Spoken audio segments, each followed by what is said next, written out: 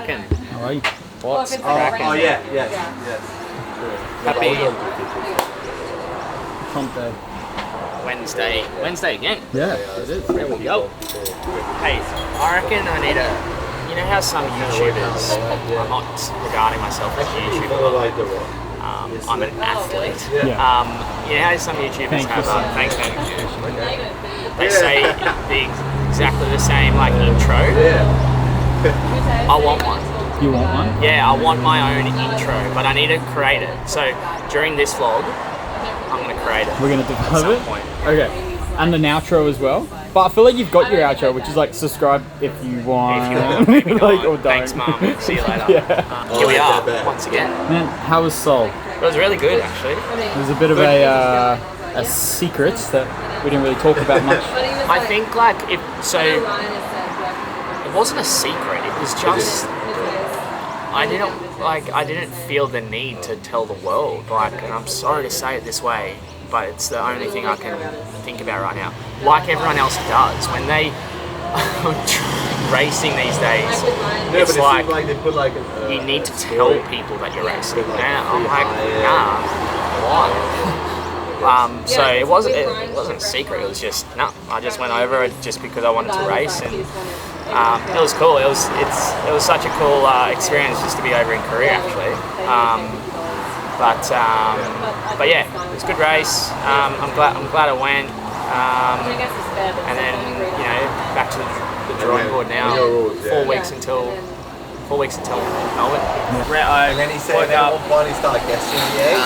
Actually, was had a podcast recording with Anthony, and then ate my first breakfast.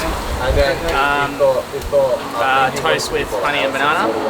Ran 12K. The age of everyone. Now I'm here eating my second breakfast, which is like older than him. oats, But he does banana, younger though, does he? peanut butter, and honey. Is it that chocolate peanut butter you were talking about again? good, You man. love it? Yeah. You need to get it. But it's my second breakfast, and then true. None of you guys. and it's 9:45, so today's just a normal aerobic. I kind of call Monday, Wednesday, Fridays normally just aerobic days, but you'll see there's a bit of strength work involved as well. Oh yeah, on my run just then, I was listening to the Hamish and Andy podcast. Oh, okay. Dude, they're so funny. For those of the viewers who won't know who Hamish and Andy is. Would you call them Australian comedians? Yeah. Probably the biggest radio announcers in Australia. Yes, correct. Radio announcers, but like really funny blokes that have been together, I guess, for what? They've been around for what, 20 years? Yeah. Maybe? Anyway, they're like, and like their vibe and their humour is very just like random, and they're trying to, so Hamish and Andy, who are older, they're like what, 40, 45 probably. They're trying to use Gen X wording and vocabulary. So even myself, it was interesting. Do you know what the word Rizz means? Rizz? Yeah. Yeah. Dude, I didn't know what the word Rizz. You got Rizz. I was gonna ask, do you think I got Rizz? I think you got some Rizz around Georgie. Yeah. Yeah. Like I'm gonna ask Georgie you say later. some pretty Rizz-worthy things. Yeah. Slay. Oh no. That's another word. What No the hell? cap. No cap. That's another saying. Dude. I can't say they're a part feel- of my rotation, but I am aware. Yeah. And it sounds as if I'm like 50 years of old age now, but there you go. No cap, hey. Georgie's doing something to do with my life admin. Yeah. Cool. And I don't think it's even asked for a photo of you. Move closer. Move away. Move closer. Wow. Yeah, how good's that? Let's try that again. We need a clear selfie. Hey, Georgie, do I have Rizz? You used to. You stopped practicing. No cap. You knew Rizz. you knew Rizz before you. No, Hamish and Andy this morning. Oh, right. Okay. Good. Hello. Hi. Oh, how is everyone? Good. Yeah? Good. You never left? I know. I was thinking because like, what was it?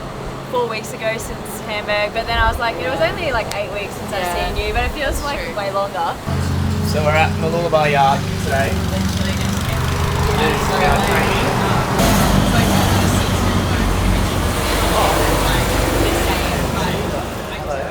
Hello. Not that I've done a doubles and then singles after, but I'd rather that. I'd rather singles than doubles. Yeah. Doubles hurts either way, right? More. Do you agree?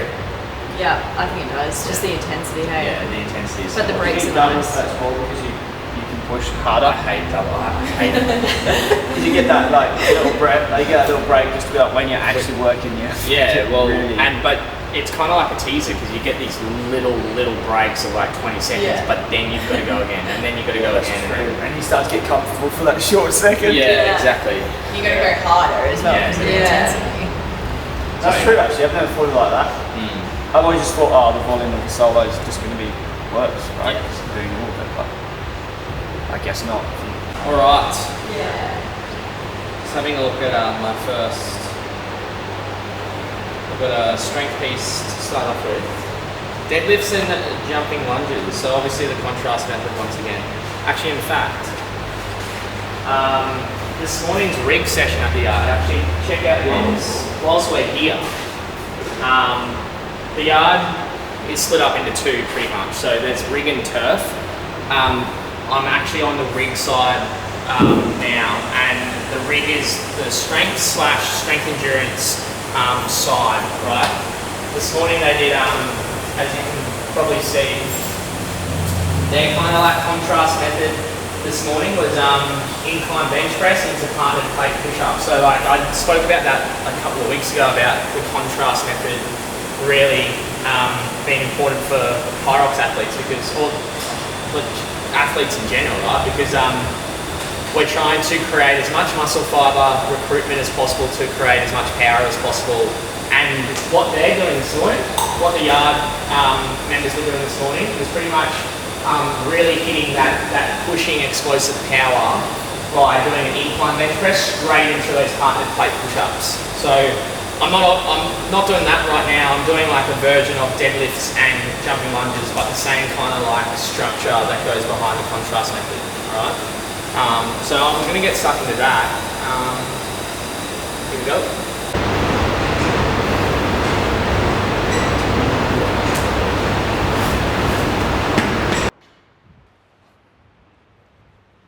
Hey Jess, does Ted have Rizz? Have what? Rizz? Rizz? Rizz. Yeah, someone's with me. Fuck yes. You don't have Gen X vocab.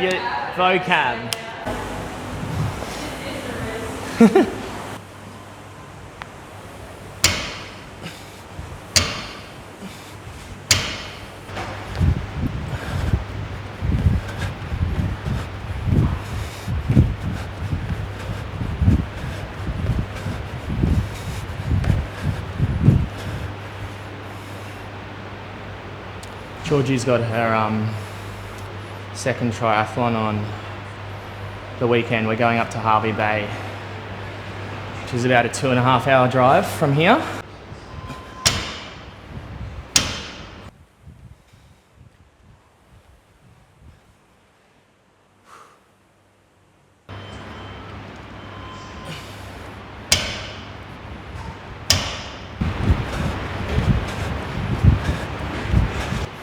Box ticks. It's all about ticking boxes. What do you have left, Georgie? 4 and bike. Another bike. So I've got a 10-minute EMOM now of weighted pull-ups and push-ups. All right, here we go. Damn, Georgie. Oh, that's it. Have you seen that? Yeah, of course. Oh, of course you have. But I hadn't seen it. that was like. Oh really? That That was like Damn, 10 years Daniel. ago. Literally. Can you get? I think it was literally 2015, that whole thing. Yeah. Yeah, it was a Vine, yeah. The dude went on Ellen. Oh, I can't do that. I'm not coordinated enough. So like socially awkward on the videos. Yeah. Yeah, he runs away. Damn, Daniel, back again with the white van. Go on, get back to work. You get back to work. Oh.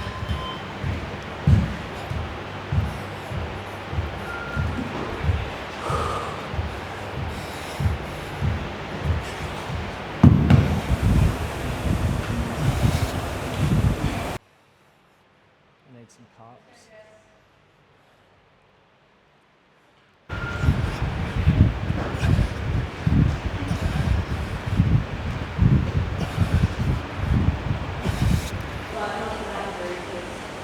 It's really your colour, you know? Yeah, well, yeah, like if there was a colour for me, Toby, Yeah.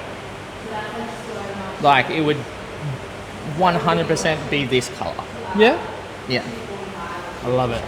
You go, girl. You go, girl. Slay. Slay queen. This is just like, everyone's just got to be cringing hard on this video. I this hope time so. around. That's the point. That's like my job for like to make Georgie cringe as much as possible. In GPP now, on the turf side, 4 rounds of 500 ski, 20 hang power cleans, 20 shoulder to overhead, 100 double unders. I think for most, obviously the ski erg and the rower, but the ski erg is obviously the first station of HYROX,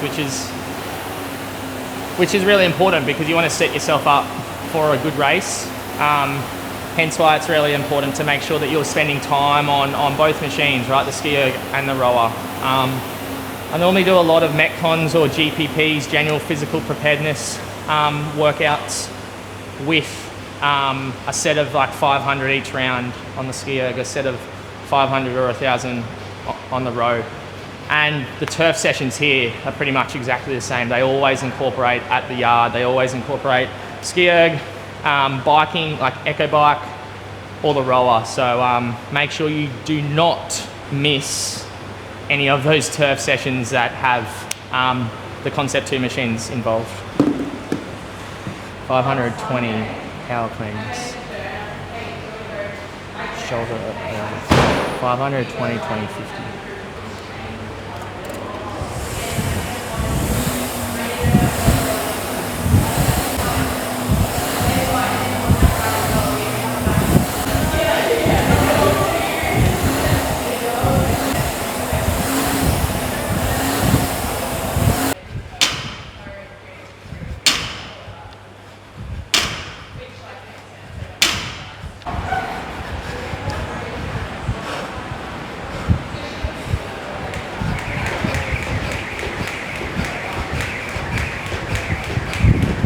All right, just gonna wrap up the training today. Gotta go eat as well, so we'll wrap it up here. We'll see you tomorrow for another day. Oh, hey. Oh, mate, didn't see you there. You didn't? Oh, really? I finished my training early, man. Training's all done. I missed you. I know, mate. my bad. You missed the fun as well, but I'm just getting in a go wad before a Q&A. I just thought we'd finish the vlog with a big Q&A today. Does that sound okay, boss? I think that sounds like a wonderful idea. Yeah. We did miss last week, so we did. We got a bit to catch we, up or? on. Yeah. We because got so caught up in training and everything. correct. We just Correct. didn't answer everyone's questions. So how are you, man? I'm good. I mean, I'm not in a deep stretch like you, but just quickly, yeah. for the vlog, you're coming to Melbourne. Yep. So for the viewers, Change sides. that have watched our vlogs for the past 3 months. That's all the guy behind the camera right now. He'll be down in Melbourne with us, which will be sick. First one is, and I got a feeling, oh yeah, I can already see, right? Vaporfly, Vaporfly, Vaporfly, Alpha Fly. There are so many questions about my shoes right now, which is understandable. The first question is from Ryan Walker. How did you find doing HYROX in Vaporflies? Just Ryan, I actually ran in Alpha Flies, and I love them. The thing about shoes, and I think I've said this, I think most people in the space would say this, that they work for me, they're stable enough for me. That doesn't mean they'll be stable enough for you though. And that's across the board with all shoes. So I love the Nike Alpha Flies. I'm going to continue to train in them, race in them for the foreseeable future. But it's interesting. That's probably the only question I'll answer about the shoes. Next question from Yuki_96 Kawa. I think we've had a question from Yuki before actually. Yeah. What CrossFit disciplines are necessary to improve at HYROX? Great question. CrossFit as a methodology have a lot of, you could use the word disciplines, different methods, different structures of training, and there's so many that you can use with respect to training for HYROX. And I'll be honest, that's how I train as an athlete myself, but also that's how I program as well, using a lot of the CrossFit principles. I'm going to use the word principles. A lot of this is to do with energy systems, but also just normal variant movement patterns. I personally think it's really important to make sure that we are varying our training as much as possible so that we are getting as much training in as possible, because if you think about it, if we're not varying our training, we can easily hit plateaus, and we want to make sure that we vary so that we can continue to increase our volume, and that's what CrossFit does really well. And when I say fitness, I'm talking about energy systems then. However, the thing that I strongly believe that CrossFit don't actually touch a lot on is endurance and proper endurance. Because to me, like any workout that is roughly 45 minutes or under is threshold, so to speak, which isn't necessarily like proper endurance training. Endurance is anything above, and please don't take that as if it's gospel on the 45 minutes there. That's the only thing, which is the most important thing about HYROX, that you would probably need to add, as well as all the other CrossFit principles, as you said. So thanks for that question. All right, next question is from Mark Bisselink. Sorry, Mark, if I got your last name wrong there, but Mark asks, burpee broad jumps, they are killing me in a solo race. Tips for racing and training. Mark, first and foremost, here's my theory on burpees in general. I don't think burpees, sorry to say, ever get easier.